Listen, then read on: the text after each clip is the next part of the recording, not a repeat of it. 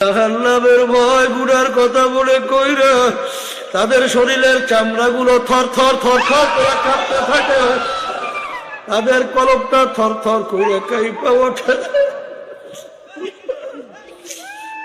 দুনিয়াদার পাগল আমার বাদররা, গুনার পর গুনাহ কইরা যাইতেছি কই, জাহান্নামের ভয়, মাওলার আযাব ও গজবের ভয় কই, একটু চোখেও তো পানি আসলো না রে বাবা, কই তোমার আমার চামড়া তো একটু থর থর করিয়া কাঁপলো না, তুমি এখন পর্যন্ত কামেল মোমেন হইতে পারো না।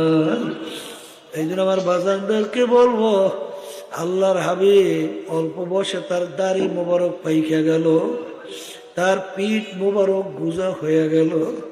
সাহাবায়ে কেরাম বলেন, ইয়া রাসূলুল্লাহ, ইয়া হাবিবাল্লাহ, এত অল্প বয়সে আপনার দাড়ি মোবারক কেন পাইকা গেল, আপনার পিঠ মোবারক কেন গুজা হয়ে গেল?